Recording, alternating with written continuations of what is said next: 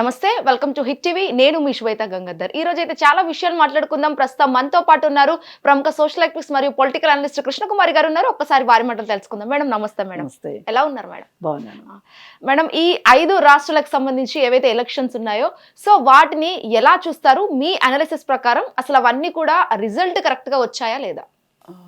అక్కడక్కడ కొన్ని అటు ఇటు అయ్యాయి కానీ ఊహించనే జరిగాయి. ఖచ్చితంగా ఇలాగే జరుగుతాయి అన్నవి జరిగినాయి. కొంచెం జరగకపోవచ్చు, జరిగే ఆస్కారం లేదేమో అనిపించేది కూడా జరిగింది. ఇవన్నీ ఇట్లా ఉన్నాయన్నమాట. మనం చూసుకుంటే ముందుగా తమిళనాడు తీసుకుంటే కనుక, తమిళనాడులో విజయ్ అసలు సింగిల్ డిజిట్లో ఉంటాడని అనుకున్నారు అందరూ.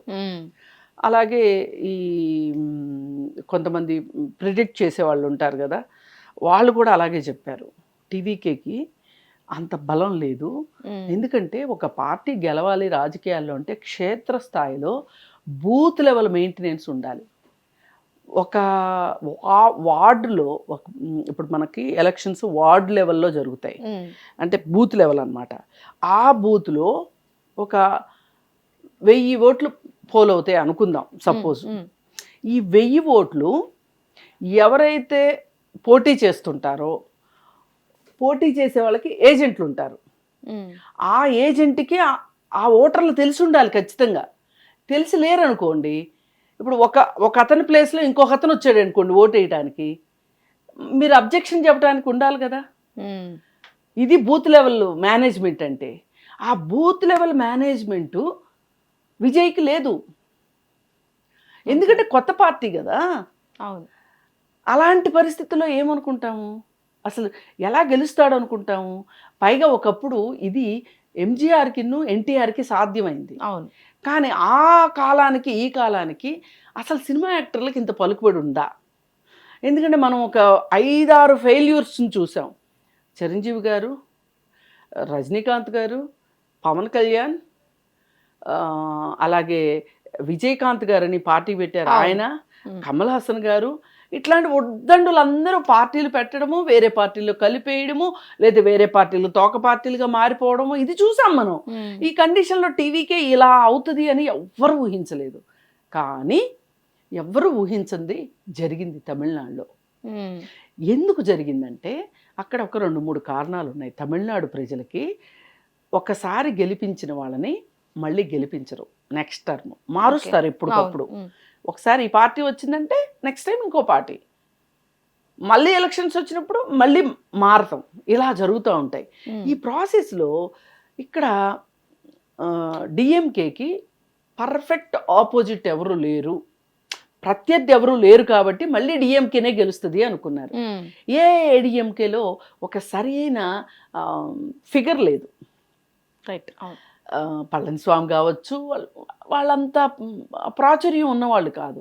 ఒక జయలలితని ఢీ కొట్టడం వేరు, ఈ పళనిస్వామి ఇట్లాంటి వాళ్ళని ఢీ కొట్టడం, చిన్న చితక వాళ్ళని ఢీ కొట్టడం వేరు. అందుకని ఏది ఏమైనా డిఎంకేనే వస్తుంది అని అనుకున్నాం అందరం.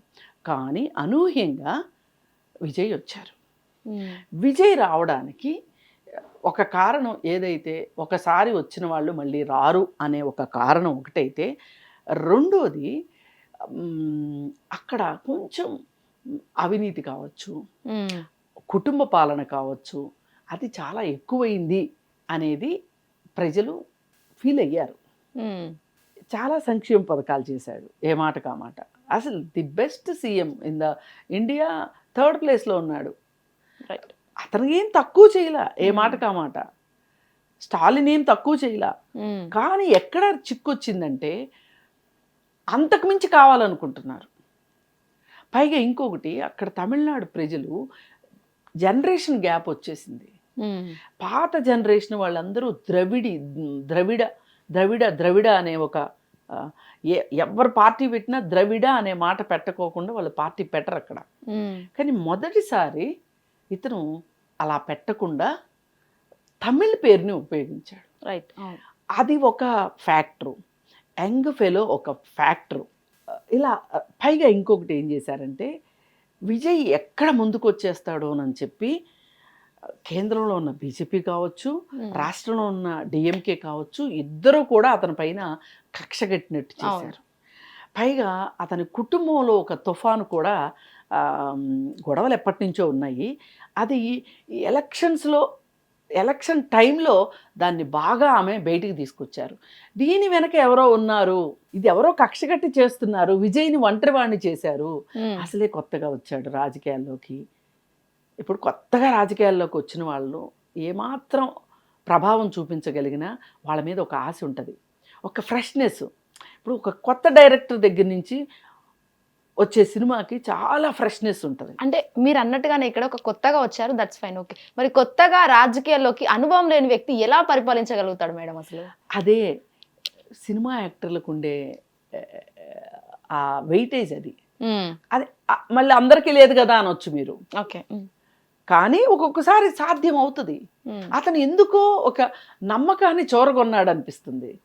బూత్ లెవెల్ ఏజెంట్లు లేరు, సరైన నాయకులు లేరు, అభ్యర్థులు సరైన వాళ్ళు లేరు. ఎక్కడికి వెళ్ళినా నన్ను చూసి ఓటేయండి అని చెప్పాడు ఆయన.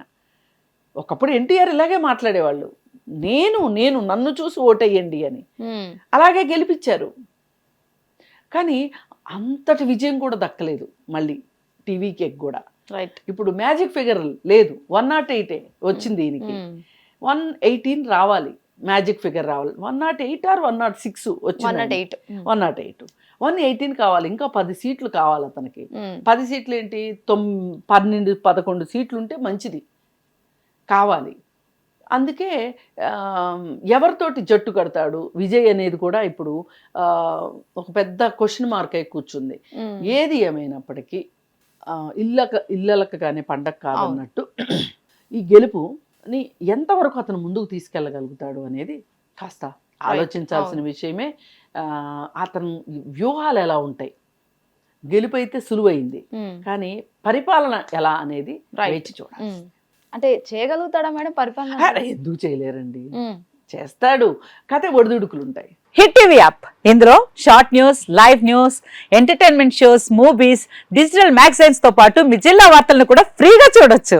ఇంకెందుకు ఆలస్యం, వెంటనే హిట్ టీవీ యాప్ ని డౌన్లోడ్ చేసుకుని ఫ్రీగా ఎంటర్టైన్మెంట్ పొందండి. Hit TV app, hit TV app, please download hit TV app. Hit TV app ని ఫ్రీగా డౌన్లోడ్ చేసుకుని ఎంజాయ్ చేయండి. మీకు నచ్చిన ఎంటర్టైన్మెంట్ కోసం హిట్ టీవీ యాప్ ని ఫ్రీగా డౌన్లోడ్ చేసుకుని ఎంజాయ్ చేయండి. హిట్ టీవీ యాప్ ని డౌన్లోడ్ చేసుకుని ఆస్వాదించండి, ఆశీర్వదించండి. ఇంతమంది సెలబ్రిటీలు హిట్ టీవీ యాప్ ని డౌన్లోడ్ చేసుకోండి అని చెప్తున్నారంటే ఎంత మంచి యాప్ ఆలోచించండి.